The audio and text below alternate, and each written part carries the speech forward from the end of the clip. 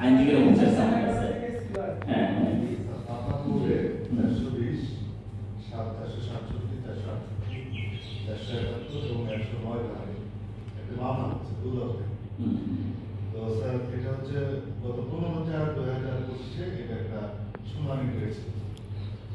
তো এই যে এর পূর্বে স্যার কোনো নোটিশ কিন্তু আমরা পাইনি। আমার বরাবর এবং আমাদের যে অধিদপ্তর ডিডিএম মহোদয় আছেন এই দুজনের এগেনস্টে স্যার সাক্ষী প্রদানের জন্য। তো হঠাৎ করে এই 15/4 2 দিন আগে স্যার একটা চিঠি বলা মানে হোয়াটসঅ্যাপে একটা ইয়ে বলেন যে প্রথম ওয়ারেন্ট সাক্ষী উপস্থিত তদন্তে প্রথম ওয়ারেন্ট। এখন স্যার আমি দেখে তো আসলে মনে পড়ে না আমি চাকরি করছি স্যার 2010 সালে। আর তারপরে 1 মাস এরকম করে মাঝে মাঝে চাকরি করেছি স্যার। আমি বেলকুচির অফিসার হিসাবে আমার দেখানো হয়েছে। আর ওনার দেখানো হয়েছে যেমন ৭৭ উপজেলা অফিসার ছিলেন। তো এটা স্যার স্কিপ হয়ে গেছে। এটা যেহেতু আমার কোনো মনে পড়ে না আমি আসলে স্যার স্কিপ হয়ে গেছে কতটা গুরুত্ব দিই।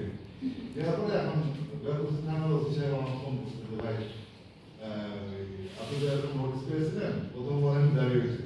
এখন কি জিনিস এটা যে যদি না যান নেক্সট টাইম আরো প্রসেস আছে তাহলে কিন্তু যে খাসা গাড়ি আছে না নিয়ে যাবে। আপনাদের কেন নিয়ে যাবে?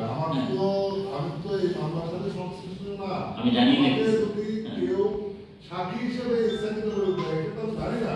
আমি কোর্টকে বলবো ওদের আপনার রাষ্ট্রীয় দায়িত্ব বলবো যেহেতু সাক্ষীরা করছে আপনি কোর্টকে বলে আসতে হবে স্যারের কাছে বলে আসতে হবে আমি জানি বা না জানি যেটাই বলেন এটা বলতে হবে। এই স্যার অবস্থা আগামী 2/6 হচ্ছে ওখানে স্যার সাক্ষী ডেট।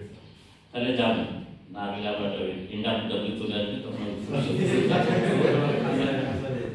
তখন বলবে যে আমার আর অথরিটি নেই।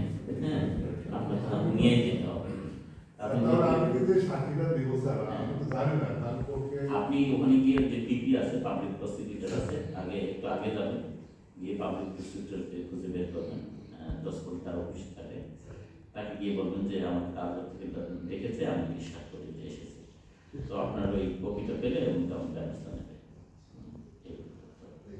তো ভালো থাকেন।